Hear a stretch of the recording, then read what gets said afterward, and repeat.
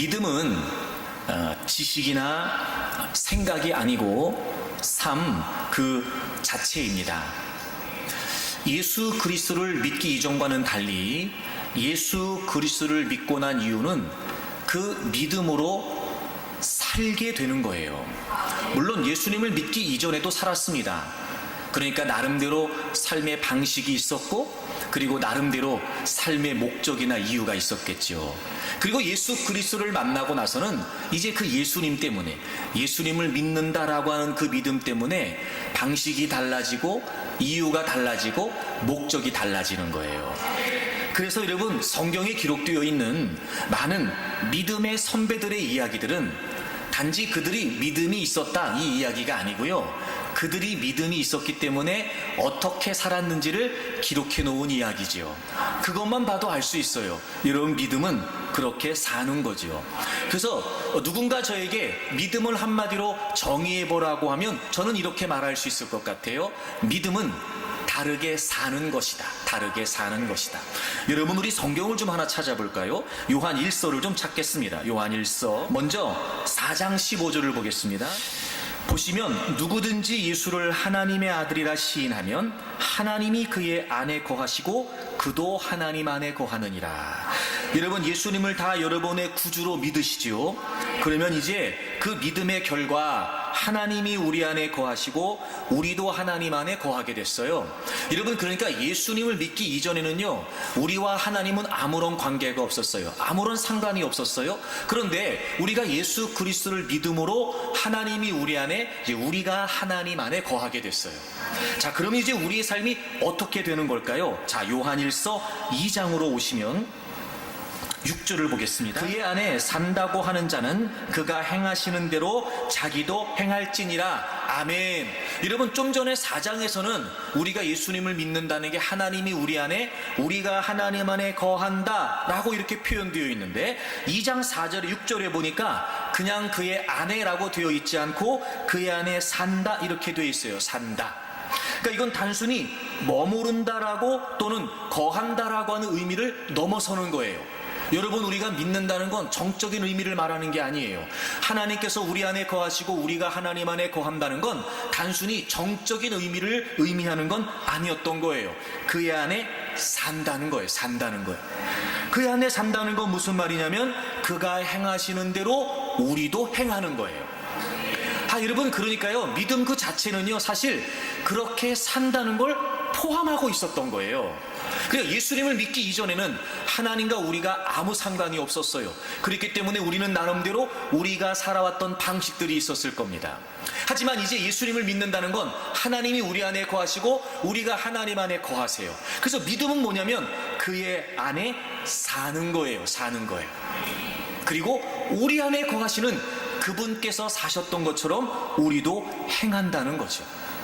그래서 여러분, 믿음은요, 그 믿음 때문에 그렇게 산다라고 하는 이 동적인 의미를 포함하고 있었던 거예요. 적어도 우리가 하나님을 믿는 하나님의 백성으로 이 땅에 살아가면서 하나님이 우리에게 향하신, 우리를 통해 이 세상에 펼쳐가기를 원하시는 분명한 하나님의 이유가 있다는 거예요. 이유가 있다는 거예요. 그래서 여러분, 믿음은 다르게 사는 거예요. 다르게. 그 이전의 이유와 다른 이유, 예수님을 믿기 이전에 살았던 가치와 다른 가치, 또 예수님을 믿기 이전에 살았던 목적과 다른 목적. 분명히 여러분, 우리는 믿음으로 다르게 사는 거였어요. 그런데 여러분, 그렇게 우리가 이 땅에서 믿음으로 살아감에 있어 그 누구도 자유할 수 없는, 그 누구도 결코 자유할 수 없는 강력한 도전이 되는 문제가 한 가지 있어요. 그게 무엇이냐면 생존이에요. 믿음으로 사는 걸 거부하지 않아요. 또 믿음으로 살겠다고 다짐하지 않는 것도 아니에요. 그럼에도 불구하고 늘 우리를 추적해 오듯이 괴롭히고 있는 문제가 한 가지 있는데, 그게 뭐냐면 생존이에요. 육을 가지고 이 세상에 살고 있기 때문에 어쩔 수 없이 우리가 부딪히게 되는 필요의 문제가 있단 말이에요. 사실 여러분, 우리가 살면서 겪게 되는 모든 어려운 문제라고 하는 이 상황들은요, 대개 경우 이 생존의 문제와 연관되어 있습니다. 지금 여러분이 고민하고 있는 문제 말이에요. 지금 여러분이 막 힘겨워하고 있는 문제 말입니다. 사실 대부분의 경우 다 이 생존과 관련된 상황들이에요. 참 희한하지요? 믿음으로 산다고 말하면서도요, 이 생존의 문제에 부닥치게 되면 막 고민이 되는 거예요. 그리고 분명히 믿음이 있기 때문에 차라리 믿음이 없었다면 괜찮을 걸, 믿음이 있기 때문에 오히려 이 생존의 문제에 부딪힐 때마다 갈등이 되는 거예요. 때로는 여러분, 내 믿음은 견고할 줄 알았는데 말입니다, 그 생존의 문제를 만나게 되면 그 문제 때문에 흔들리고 있는 나를 내가 발견하기도 해요. 여러분 혹시 그런 경험 없으십니까? 나는 믿음이 좋은 줄 알았는데요, 그 생존의 문제 때문에 흔들리게 되잖아요. 흔들리고 있는 내 모습이 나도 싫은 거예요.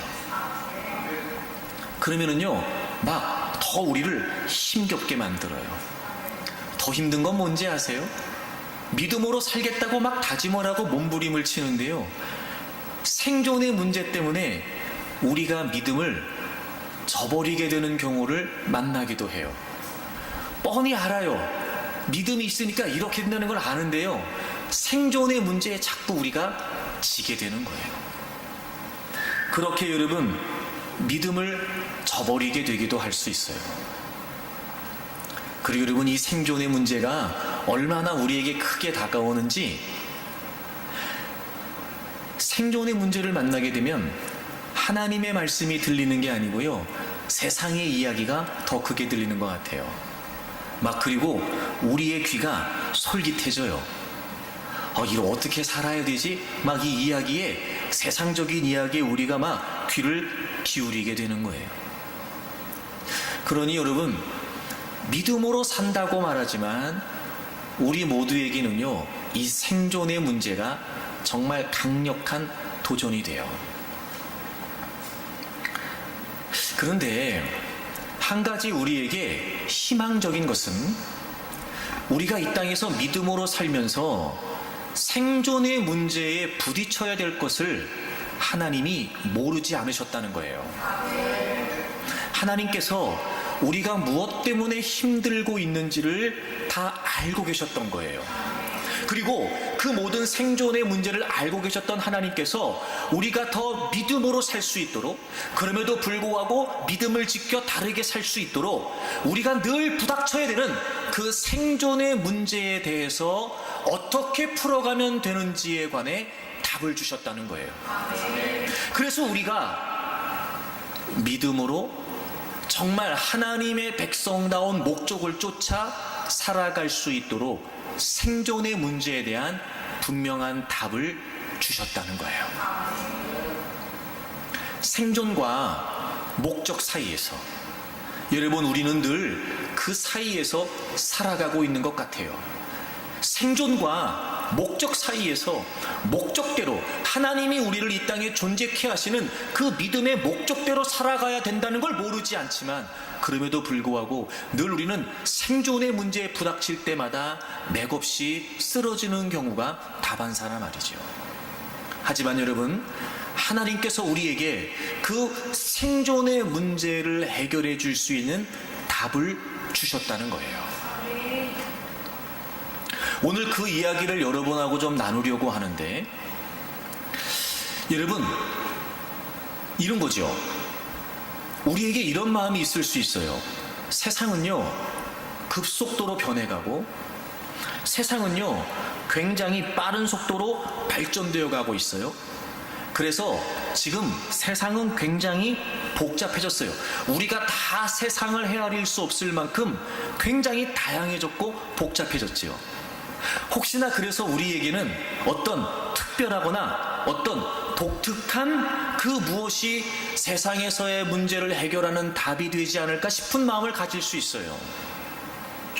하지만 여러분, 그렇지 않아요. 세상의 세대의 사람에 상관없이 그 어떤 다양성과 또 그 어떤 발전에도 불구하고 여전히 하나님의 말씀은 때로는 단순해 보이기도 하고 때로는 그거 뻔해 보이기도 하지만 그럼에도 불구하고 우리가 생존의 문제를 이겨낼 수 있는 진리는 하나님의 말씀 안에 있다는 거예요. 하나님이 우리에게 제시해 주신 답이 될 수 있다는 거예요. 하나님께서 우리에게 이렇게 생존의 문제를 해결해라 라고 말씀하신 답이란 말이에요. 어찌 보면 뻔한 말씀일 수 있고 어찌 보면 당연하고 일반적이고 보편적이기 때문에 특별히 관심을 받을 수 없을 수도 있으나 그럼에도 불구하고 지금 우리가 아무리 복잡한 세상에 살고 있다 하더라도 생존의 문제를 해결할 수 있도록 우리에게 주신 하나님의 답이 진짜 답이 된다는 거예요. 그러니 오늘 여러분 말씀을 들을 때 다른 건 몰라도 하나님 알겠습니다. 하나님이 우리에게 주신 답입니다. 이 답입니다. 지금까지 여러분들이 생존의 문제에 관해 어떻게 해결해 왔으며 지금까지 여러분에게 부딪히는 그 모든 필요의 문제를 어떻게 극복해 왔는지 모르겠으나 여러분 오늘 이 말씀 속에서 우리가 진짜 답이 있다는 사실을 무엇보다 말씀을 깨닫기를 원하는 마음으로 사모하여 말씀을 듣게 된다면 반드시 하나님께서 우리에게 깨닫게 해 주실 줄로 믿습니다. 오늘 말씀을 듣는 가운데 여러분의 무거운 짐들이 다 해결됐으면 좋겠어요. 오늘 말씀을 듣는 가운데 도무지 답이 없었다, 이 생존의 문제를 이겨낼 수 있는 답이 없었다라고 생각했던 여러분들에게 정말 하나님의 말씀이 답이 된다는 사실이 확신해졌으면 좋겠어요. 그래서 여러분 오늘 여러분의 무거운 짐들이 다 벗어지고 정말 여러분 말씀 속에서 주시는 평안이 있기를 바라고 기쁨이 있기를 바라며 또 여러분 어떤 생존의 문제에 있다 하더라도 저는 여러분이 담대하게 그리고 당당하게 이겨낼 수 있기를 바랍니다. 그럼 여러분 생존과 목적 사이에서 끊임없이 우리가 부딪힐 수밖에 없는 이 생존의 문제를 어떻게 해결해 가야 될까요? 과연 하나님께서 주신 답은 무엇일까요? 오늘 본문 마태복음 6장 31절을 다시 보겠습니다. 그러므로 염려하여 이르기를 무엇을 먹을까 무엇을 마실까 무엇을 입을까 하지 말라 이렇게 말씀하셨어요. 무엇을 먹을까 무엇을 마실까 무엇을 입을까 이에 관해 하나님께서 뭐라고 말씀하셨냐면 염려하지 말라는 거예요. 여러분 이게 참 어려운 문제인데요, 우린 대개 경우 생존의 문제에 부딪히게 되면 즉각적으로 나타나는 반응이 뭐냐면 염려예요. 염려. 어떡하지? 어떻게 한대? 걱정이에요. 걱정. 대개의 경우 여러분 우리는 이 문제를 만날 때마다 염려하지 않을 수 없다는 거예요. 그런데 하나님께서 오늘 우리가 좀 받아들이기 쉽지 않은 말씀을 하세요. 염려하지 말라는 거예요. 아까보다 분명히 아멘이 지금 안 되는 게 이게 진짜예요. 이게 저도 사실 그래요. 아니 여러분 우리가 어떻게 염려하지 않을 수 있어요? 그럼 어떻게 하냐 말이에요. 지금 당장 문제에 부닥쳤는데 지금 당장 돈이 없는데 내일 이자가 빠져나가야 되는데 내일 모레가 결제일인데 여러분 그 생각하면은요 막 어떻게 염려가 안 되냐 말이에요. 근데 희한한 건 하나님께서 이 생존의 문제에 만났을 때 염려하지 말라는 거예요. 자 그러면 하나님이 무턱대고 염려하지 말라고 하셨을까? 그럼 염려하지 말라고 하시는 하나님의 대안이 뭘까? 그럼 염려하지 말고 도대체 뭐 해야 되냐 말이에요. 여러분 염려하지 말고요, 하나님이 생각하라고 하세요. 생각하라고. 자, 몇 절을 보시냐면요 25절을 보세요. 또 반복하세요. 내가 너희에게 이르노니 목숨을 위해 무엇을 먹을까 무엇을 마실까 몸을 위하여 무엇을 입을까 염려하지 말라. 하나님이 또 염려하지 말라고 하세요. 그리고 하나님이 26절에서부터 우리에게 아주 중요한 말씀을 하세요. 26절 공중의 새를 봐라. 심지도 않고 거두지도 않고 창고에 모아들이지도 않는데 너희 하늘 아버지께서 기르신다. 너희는 이것들보다 귀하지 않냐? 야 염려하지 말고 잠깐 염려하지 말아봐. 염려하지 말고 야 생각 좀 해봐라. 생각 좀 해봐. 공중에 날아가는 새에 농사를 짓는 것도 아니고 창고를 짓는 것도 아니야. 그런데 다 산다. 하늘의 아버지께서 기르신다 말씀하시는 거예요. 야, 하물며 공중에 날아가는 새도 그렇게 하나님이 기르시는데 너희들은 더 귀중하지 않겠냐? 생각 좀 해봐, 생각 좀. 그리고 여러분 27절에 보시면 너희 중에 누가 염려함으로 그 키를 한 자라도 더할 수 있냐? 야, 그래, 너네 키가 작으니까 키 컸으면 너네 걱정하지. 야, 너네들이 걱정한다고 키가 자라드냐? 생각 좀 해봐, 생각 좀. 그리고 또 말씀하세요. 28절, 또 너희가 어찌 의복을 위해 염려하느냐? 들의 백합화가 어떻게 자라는가 생각해봐라. 공중에 날아가는 새를 생각해봐라. 너네들이 키가 자라게 염려하는 걸 생각해봐라. 들에 핀 백합화를 생각해봐라. 수고도 하지 않고 길쌈도 하지 않는다. 그런데 내가 기른다. 솔로몬의 영광이 이 꽃보다 못하다. 이렇게 말씀하시는 거예요. 와, 여러분 30절에는요, 오늘 있다가 내일 아궁이에 던져지는 들풀도 하나님이 이렇게 입히신다는 거예요. 지금 하나님 이렇게 말씀하시는 거예요. 야, 너네 염려해도 소용없어. 야, 염려한다고 염려가 해결되냐? 소용없어. 너네가 염려한다고 키가 자라냐? 염려가 소용없어. 생각해봐. 공중에 날아가는 새를 생각해봐라. 어떻게 사는지. 들에 핀 백합화를 생각해봐. 어떻게 자라는지. 오늘 있다가 내일 아궁이에 던져질 들풀을 생각해봐라. 다 하나님이 기르신다. 하나님이. 그러니 그것들보다 더 소중한 너희들을 하나님께서 기르시지 않겠냐? 이렇게 말씀하시는 거예요. 그러니까 여러분, 하나님께서 우리에게 염려하지 말라고 하신 이유가 있었어요. 염려한다고 염려가 해결되지 않아요. 그리고 하나님은 대신 우리에게 생각할 수 있는 예를 우리에게 주셨어요. 염려하지 말고 생각해봐라. 하나님께서 기르시는 것들을 생각해봐라. 다시 말해, 염려로 염려가 해결되지 않고요, 하나님을 생각하는 것으로 염려가 해결되는 거였어요. 다시 말하면 하나님께서 기르시겠다는 거예요. 즉 하나님께서 책임지시겠다는 거예요. 그러니 여러분, 이제부터 쉽지 않을 수 있으나 염려가 될 때마다, 생존의 문제에 부딪혀 염려가 될 때마다 염려하지 말고 하나님께서 책임지신다는 것을 생각하세요. 책임지신다. 저를 따라하세요. 하나님께서 책임지십니다. 옆 사람에게 알려주세요. 하나님께서 책임지십니다. 물론 여러분 안 믿어질 수 있는데 좀 믿어지는 표정으로 하세요. 다시 한번. 하나님께서 책임지십니다.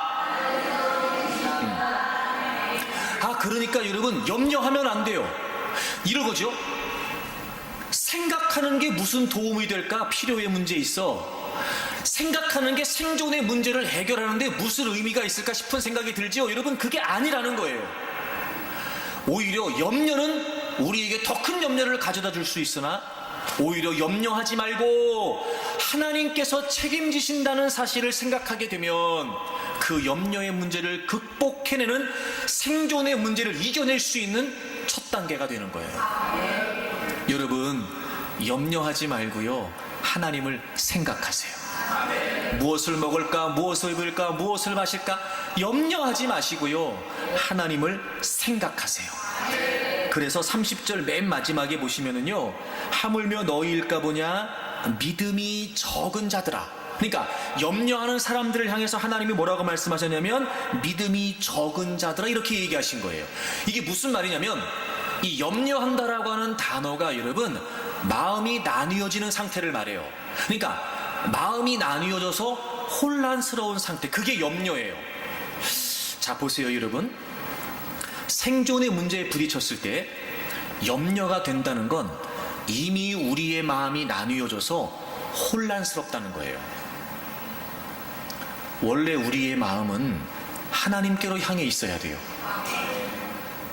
그런데 생존의 문제에 부닥치게 되면 우리가 즉각적으로 염려하게 되는 이유가 뭐냐면, 하나님을 생각했던 마음이, 하나님을 의지했던 마음이 나뉘어지기 시작하는 거예요.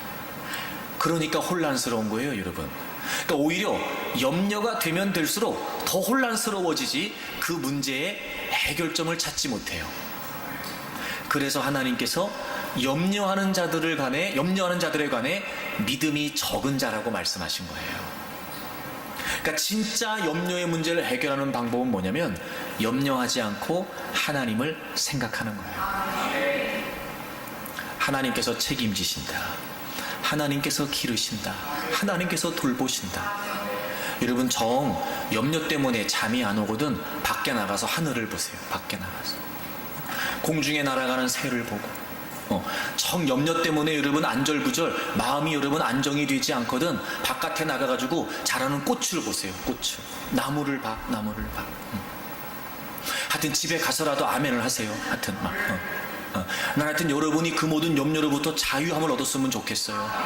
그러니까 생존의 문제에 부딪힐 때마다 하나님이 주신 방식대로 한번 해보는 거예요. 염려하지 말고요, 하나님을 생각하는 거예요. 하나님을 생각하는 거예요. 그리고 우리가 염려하지 말고 하나님을 생각하도록 하시면서 하나님은 이 시청각 교육만 가지고 안 되니까 또 한 가지를 우리에게 알려주세요. 왜 염려하지 말고 하나님을 생각하라고 하셨냐면 32절을 보시겠어요? 32절. 이는 다 이방인들이 구하는 것이라 너희 하늘 아버지께서 이 모든 것이 너희에게 있어야 할 줄을 아시느니라. 그렇게 되어 있어요.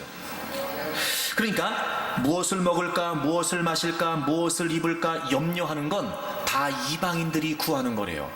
여기서 구한다는 말은 에스크, 요청한다는 말이에요.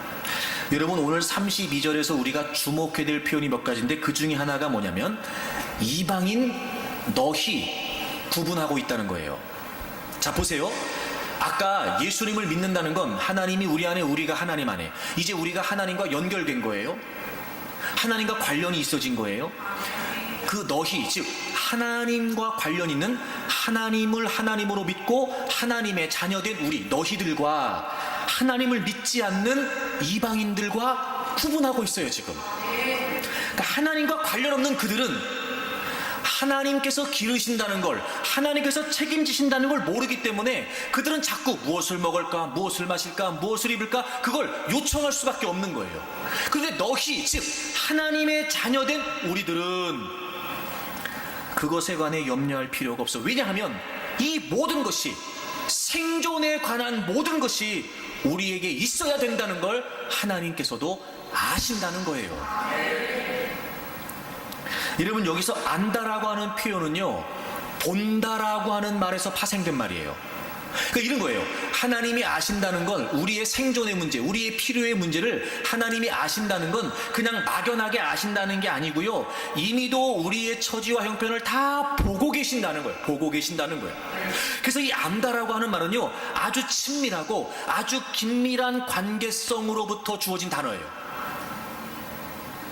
막연히 뭐가 필요하겠네, 이게 아니고 우리의 삶을 다 보시고 우리의 삶을 다 아시고 계시는, 그래서 이전부터 이미도 우리의 삶에 개입하셔서 하나님이 우리 안에 계신다니까. 여러분, 하나님이 우리 안에, 우리가 하나님 안에 있는 이 아주 긴밀한 관계성을 통해서 이미도 하나님은 우리의 모든 삶의 형편과 처지를 보고 알고 계시는 거예요.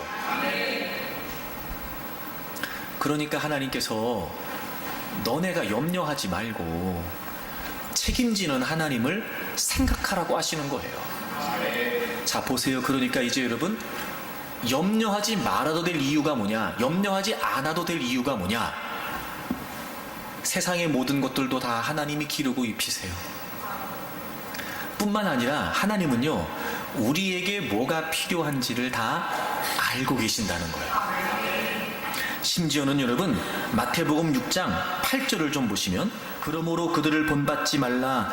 그 다음 보세요. 구하기 전에, 요청하기 전에, 에스크, 요청하기 전에 너희에게 있어야 할 것을 하나님 너희 아버지께서 아시느니라.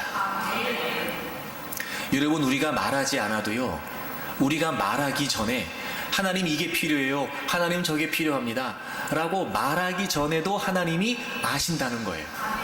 그러니까 이 말은 무조건 요청하면 안 된다 이 얘기가 아니고, 우리는 자꾸 우리의 생존의 문제에 관해 하나님께 얘기하고 싶은데 굳이 우리가 얘기해서 하나님이 알게 되시는 게 아니고요, 우리가 다 말하지 않아도 하나님은 우리의 삶을 이미 다 보고 계시고 알고 계시기 때문에 우리가 구하기도 전에 하나님은 다 알고 계신다는 거예요. 물론 여러분, 이렇게까지 얘기해도 여러분이 잘 믿어지지 않는다는 걸 제가 알아요. 그러니까 머리로는 이해가 돼도 이게 실제 삶에 우리에 적용되는 건 그렇게 쉬운 일이 아니라는 걸 저도 알아요. 하지만 여러분, 정말 간곡히 부탁하는 건 이게 답이라고 하는 마음을 가지고 들으시면 좋겠어요. 그리고 이런 거죠. 쉽진 않을 수 있지만, 아 그래 저게 답이라면 나도 한번 저렇게 해봐야 되겠다, 아니 해볼까 싶은 마음이라도 좀 갖고 들으시면 좋겠어요. 그렇게 해서라도 저는 출발했으면 좋겠어요. 그러니까 염려하지 말아도 될 이유가 뭐냐면, 하나님이 우리가 뭐가 필요한지를 다 알고 계신다는 거예요. 하나님을 믿지 않는 사람들은 그걸 구할 수밖에 없어요. 그걸 요청할 수밖에 없어요. 왜? 하나님이 자신의 아버지가 아니시니까요.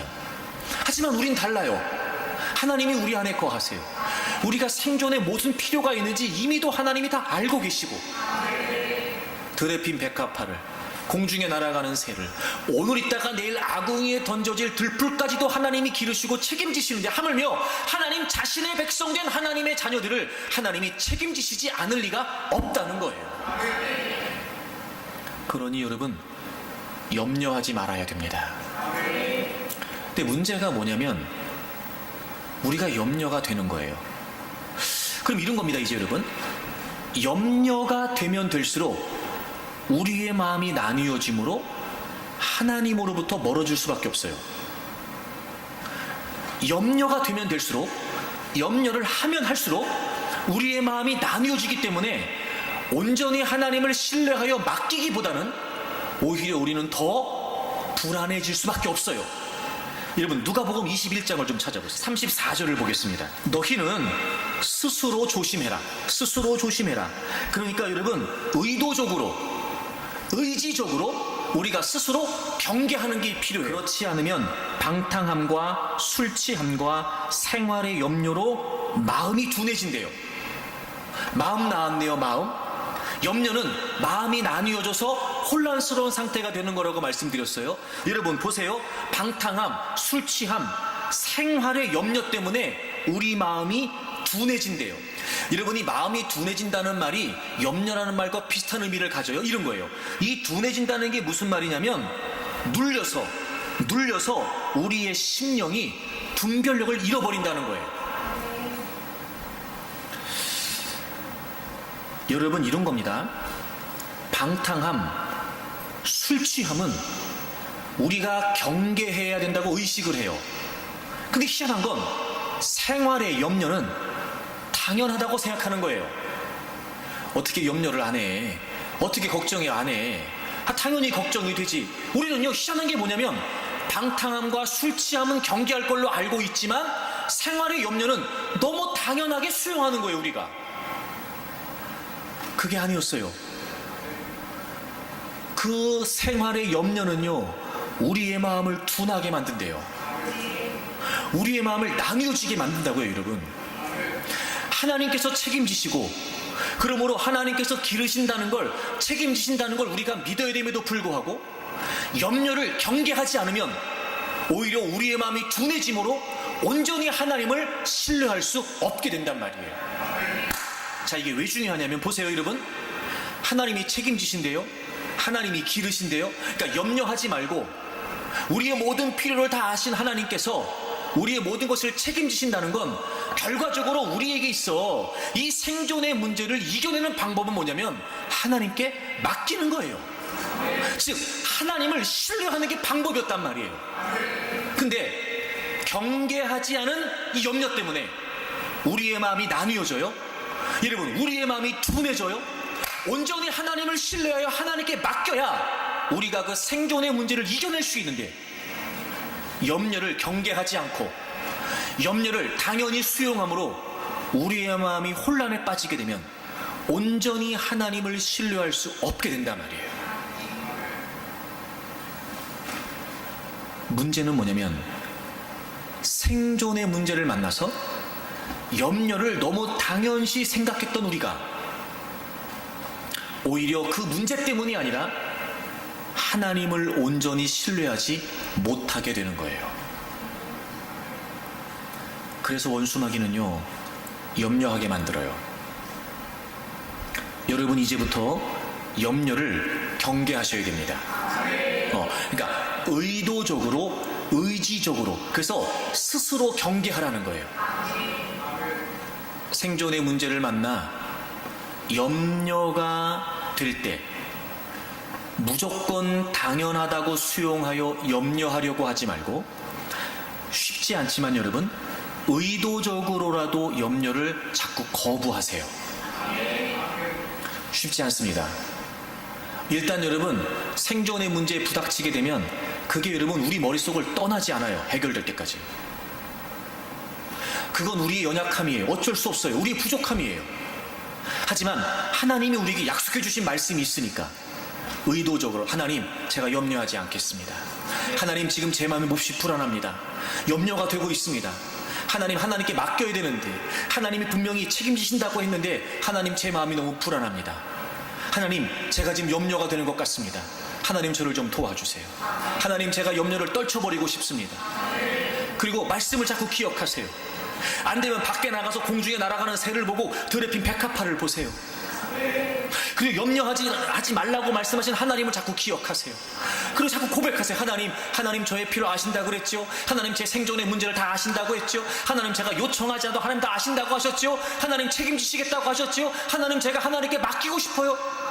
여러분 있는 모습 그대로 자꾸 막 마음이 하나님으로부터 나뉘어지지 않도록, 오히려 우리의 마음이 하나님으로부터 멀어져 그 문제 속으로 빨려 들어가지 않도록 여러분 의도적으로, 의지적으로 자꾸 고백하고 말씀으로 생각하고 이겨내려고 해야 됩니다. 잊지 마세요. 염려한다고 해결되지 않아요. 그래서 하나님께서 염려하지 말라고 하신 거예요. 쉽지 않습니다, 여러분. 그러니까 우리는 정말 그것 때문에 매달려야 돼요. 어쩔 수 없이라도 염려할 수밖에 없는 우리 연약함. 염려하지 않고 하나님께 맡기겠다고 말했으나 정작 생존의 문제에 부닥치게 되면 또 어쩔 수 없이 우리가 염려할 수밖에 없는 우리의 모습. 여러분 그것 때문에 막 하나님께 매달려야 돼요. 하나님 좀 도와주십시오. 하나님 좀 도와주십시오. 그래서 여러분 지금 여러분 앞에 어떤 생존의 문제가 있는지 모르지만 자꾸 염려함으로 오히려 더 우리의 믿음이 하나님과 멀어지게 되고, 오히려 더 우리가 하나님으로부터 마음이 멀어짐으로 혼란에 빠지게 된다는 걸 잊지 마세요. 경계해야 됩니다. 염려하지 말아야 됩니다. 자, 옆에 분한테 알려주세요. 염려하지 말고 하나님 생각하세요. 시작. 아멘이시요. 쉽지 않지만 이렇게까지 자세하게 하나님이 우리에게 약속해 주셨으니 여러분 이제 이 답이 우리가 생존의 문제를 이겨낼 수 있는 해답이고 정답이라고 하는 사실을 확신하세요. 염려하지 말고 책임지시겠다고 약속하신 하나님께 맡기세요. 그리고 하나님께서 우리에게 한 가지를 더 알려주세요. 생존의 문제를 어떻게 극복해야 되는지 다시 본문으로 돌아오셔서 마태복음 6장 33절을 보시며 아주 결정적인 한마디를 하세요. 33절을 보시면 그런즉 너희는 먼저 그의 나라와 그의 의를 구하라. 그리하면 이 모든 것을 너희에게 더하시리라. 이 모든 것, 즉 우리가 살면서 필요한 이 생존의 모든 필요들, 생존의 문제, 무엇을 먹을까, 무엇을 마실까, 무엇을 입을까, 이 모든 것을 너희에게 어떻게 하신대요? 더하신대요. 여러분 아주 중요한 원리입니다. 생존의 문제에 부딪혔을 때 첫째 우리는 염려하지 말아야 돼요. 왜냐하면 하나님이 책임져 주실 거니까 그래요. 두 번째, 여러분, 생존의 문제를 우리가 극복하기 위해 반드시 놓치지 말아야 될 한 가지 원리가 있어요. 그게 뭐냐면 하나님이 이 모든 것을 너희에게 더해 주신대요. 이 더하신다라고 하는 표현이 수동태로 되어 있어요. 영어 성경 찾아보니까 be given to you, 너희들에게 더해진다, 너희들에게 주어진다, 이렇게 되어 있어요. 이 더해진다라고 하는 표현의 주어가 하나님이세요. 여러분, 이거 굉장히 중요한 원리입니다. 생존이 필요 말입니다. 그거는요, 우리가 추구해서 얻는 게 아니고요, 하나님께서 우리에게 더해 주시는 거예요.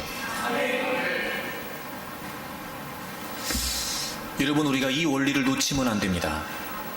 근데 우리는 우리가 뭘 해서 얻는다고 생각해요. 여러분, 우리가 열심히 하면 된다고 생각하잖아요. 그래, 이만큼 모자라니까 내가 이만큼 더 하면 돼. 그럼 이만큼 채워질 거야. 그게 우리 생각이란 말이에요. 그러니까 자꾸 우리는 그렇게 해서 내가 더 노력하고, 내가 더 수고하고, 내가 더 뭐라도 해서, 내가 더 땀을 흘리고, 내가 잠을 못 자고, 내가 내 몸 부서져라 뭐 하면 내가 한 만큼 내가 얻어지겠지라고 생각하는데, 여러분 정말 죄송합니다. 쉽지 않은데요, 그게 아니라고 지금 하나님이 말씀하시는 걸요. 그게 아니라 be given to you, 우리가 수고하고 노력하고 우리가 추구해서 얻어지는 게 아니라 하나님께서 더해 주시는 거랍니다. 전도서를 좀 찾아보실까요? 전도서 3장 13절입니다. 13절에 보시면 사람마다 먹고 마시는 것과 수고함으로 낙을 누리는 그것이 하나님의 선물인 줄도 또한 알았도다. 여러분이 전도서는요, 솔로몬이 인생의 부귀 영화를 최고로 누려봤던 솔로몬이 자신의 노년에서 그렇게 헛된 인생을 살고 자신이 무엇을 깨달았는지에 관해 기록해 놓은 책이 전도서예요. 그가 이런 얘기를 해요. 먹고 마시는 것, 심지어는 수고함으로 낙을 누리는 것, 자신의 수고에 대한 열매와 결실, 자신의 노고에 대한 그 수고의 기쁨을 누리는 것 또한 다 하나님의 선물이라는 거예요. 여러분이 선물이라고 하는 말은 주다에서 파생된 말이에요. 주다. 그러니까 하나님이 주시니까 우리가 얻는 거지. 먹고 마시는 거, 수고의 낙을 누리는 거, 이거 우리가 노력한 만큼 당연히 받는 거 아니고요, 우리가 수고했으니까 당연히 우리의 힘으로 얻는 게 아니었단 말이에요. 여러분, 사랑하는 여러분, 쉽지 않겠지만 다시 한번 주님의 이름으로 부탁합니다. 여러분, 잊지 마셔야 돼요. 내가 지금까지 그래도 먹고 산 건 내가 이만큼 수고했으니까 얻었다, 이렇게 생각하면 안 되고요, 하나님이 더해 주신 거예요.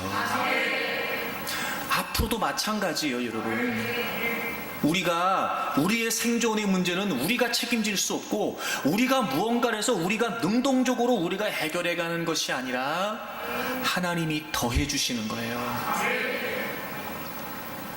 그러니까 여러분, 생존의 문제는 우리가 추구해서 얻을 수 있는 게 아니고 하나님께서 더해 주시는 거예요. 자, 그럼 보세요. 31절, 32절, 이 33절까지 해서 하나님이 이 생존의 문제에 관해 우리에게 책임져 주시겠다는 약속을 주신 거예요. 하나님이 하시겠다는 거예요. 하나님이. 그러니까 우리는 이제부터 하나님께 맡기면 돼요. 그럼 우리의 생존의 문제는 하나님이 책임져 주시고, 그럼 이제 우리는 뭘 하면 되느냐, 뭘 하면 되느냐. 그래서 33절이 나온 거예요. 그의 나라와 의를 구해라. 여기서 구한다라고 하는 말은 추구한다는 말이에요. seek. 그러니까 보다 더 적극적으로 우리의 삶에서 실현해 간다는 거예요. 실현해 간다는 거예요. 그러니까 다시 말하면 우리가 존재하는 이유는 생존 때문이 아니라 목적 때문이라는 거예요. 그의 나라와 그의 의. 이 나라와 의, 하나님의 나라와 하나님의 의라고 하는 표현은 사실 동일한 맥락이에요. 제가 여러 차례 설명을 드렸습니다만, 이 나라라고 하는 말은 영토를 의미하는 것이 아니라 영역을 의미해요. 영역을 의미해요. 즉 하나님의 다스리심, 하나님의 통치, 그 하나님 안에 우리가 있는 거예요. 다시 말하면 이런 겁니다. 하나님의 나라를 추구한다는 건 무슨 말이냐면, 죄와 사단의 권세 가운데 있었던 우리가 예수님의 대속의 은혜로 말미암아 구원받은 하나님의 자녀가 됐어요. 그래서 이제 우리는 더 이상 사단의 권세 아래에 있지 않고, 죄의 권세 아래에 있지 않고, 이제 우리는 하나님의 다스리심 안에 있게 됐단 말이에요. 그 하나님의 다스리심 안에 있는 사람으로서의 삶을 추구하라는 거예요. 하나님의 다스리심. 그러니까 이런 거죠. 누가 봐도 우리의 삶은 하나님의 손에 있는 거예요. 하나님의 통치, 하나님의 다스리심, 즉 그 하나님 안에 살아가는 모습을 추구하라는 거예요. 그리고 비슷한 맥락으로 하나님의 뜻, 하나님의 뜻, 하나님의 뜻.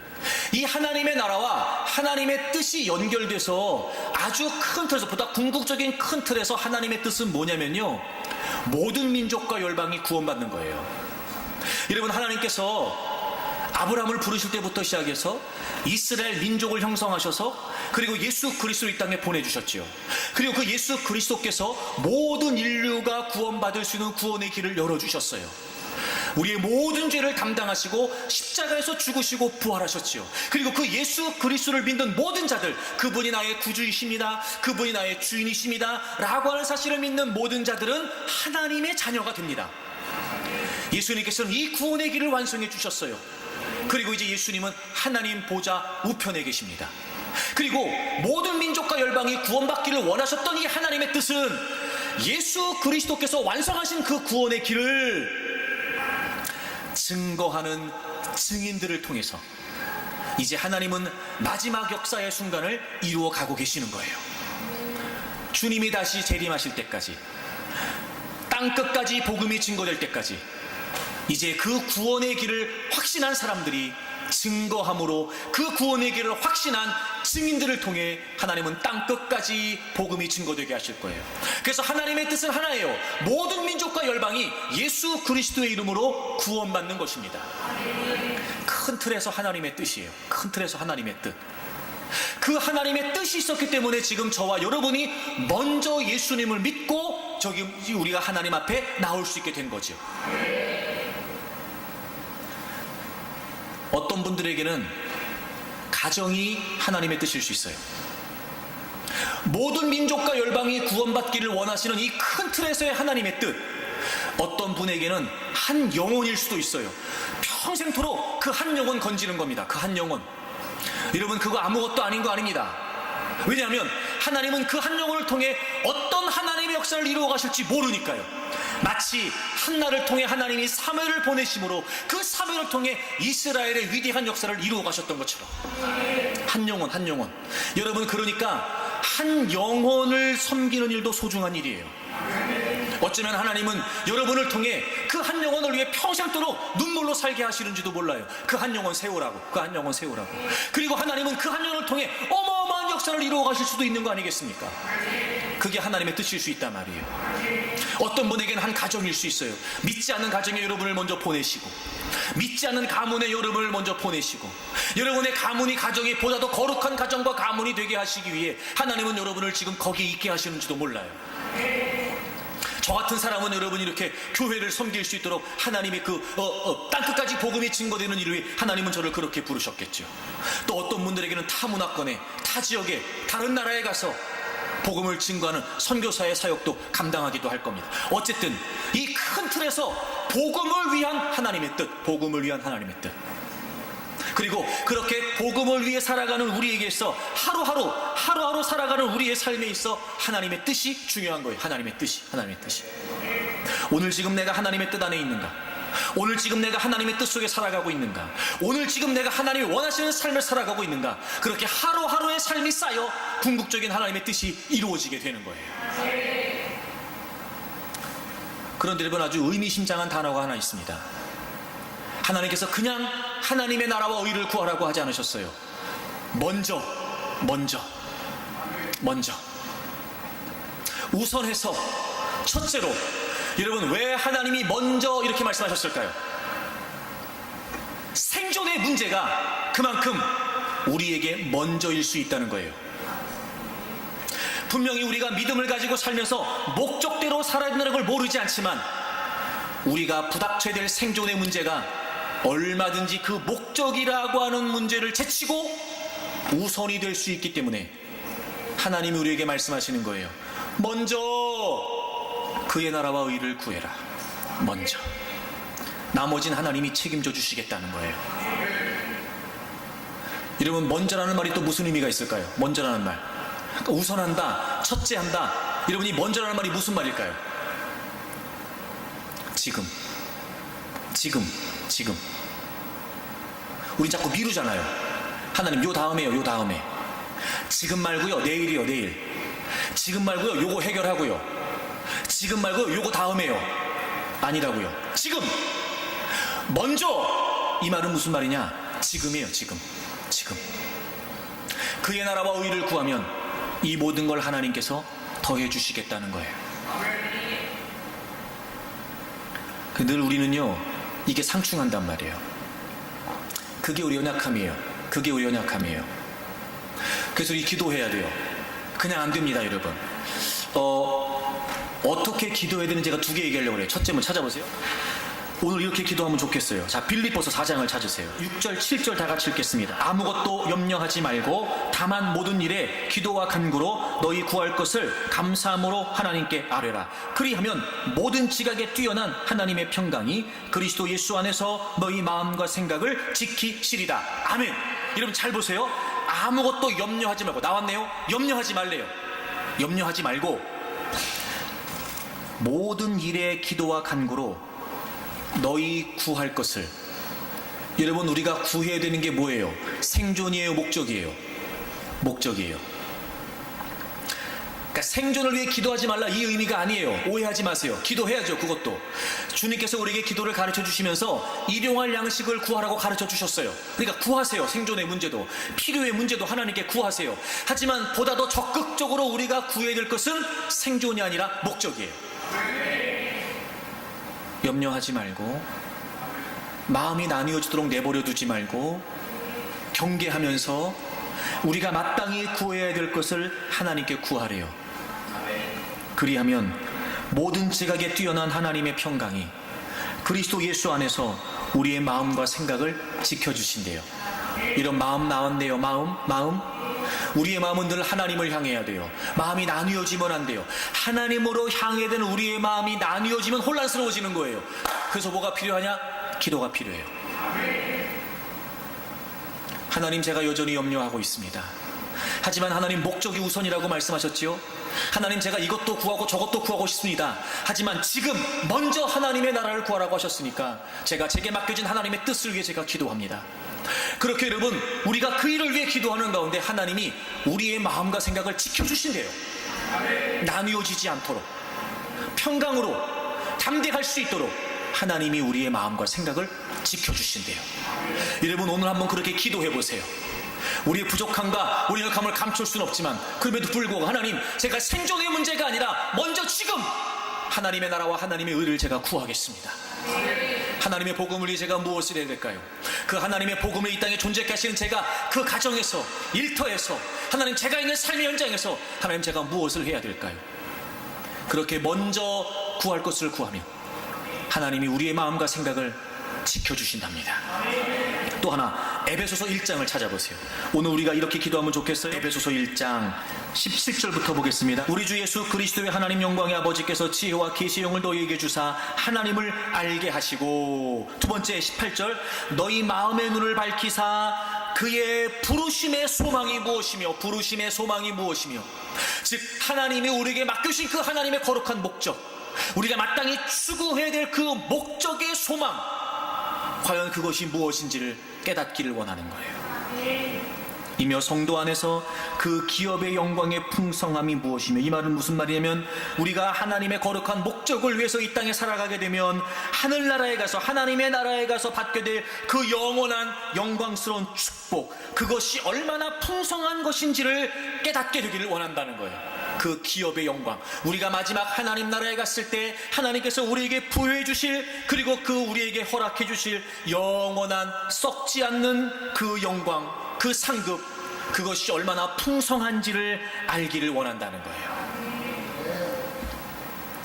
부르심의 소망, 하나님의 나라를 통해 어떤 일을 이루어 가실까? 하나님의 나라를 통해 우리 자녀들에게, 하나님의 나라를 통해 우리 가정에, 하나님의 나라를 통해 우리 교회에, 하나님의 나라를 통해 이 땅과 이 민족에 어떤 일을 이루어 가실까, 그 나를 부르신 하나님의 분명한 목적, 그의 나라, 그의 의, 그것이 얼마나 소망이 되는지 여러분 그걸 깨닫기를 원해요.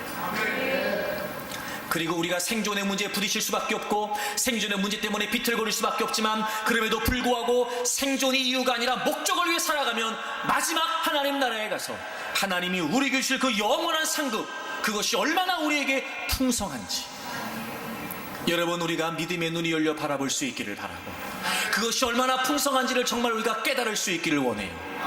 이 세상에 그 어떤 것과도 비교할 수 없는, 아무리 이 세상의 가치를 우리가 소유한다 하더라도 그것과 전혀 견줄 수 없는 그 영원한 하나님의 나라에서 우리가 누리게 될 그 영광된 상급들, 여러분 그 풍성함을 우리가 깨닫기를 원해요. 그러면 목적을 위해 살아갈 수 있어요. 그럴 때 생존의 문제가 극복되는 거예요. 사랑하는 여러분, 생존과 목적 사이에서 우리는 생존의 문제에 늘 부닥칠 수밖에 없어요. 그게 얼마나 큰 문제인지 몰라요. 그게 얼마나 우리에게 지배적인지 몰라요. 하지만 하나님은 그걸 극복할 수 있는 방법을 우리에게 알려주셨어요. 여러분 진짜 정답은 하나님의 말씀 안에 있습니다. 염려하지 마십시오. 쉽지 않아요. 그래도 여러분 염려하지 마십시오. 저도 노력하겠습니다. 염려하지 않도록. 그리고 여러분 하나님께서 책임지실 것을 믿고 맡기세요.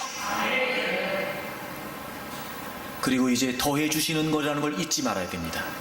우리가 추구해서 얻는 것이 아니라 하나님이 더해 주신다는 거예요. 그리고 이제는 우리가 생존이 아닌 목적을 위해 그 길을 걸어가야 됩니다.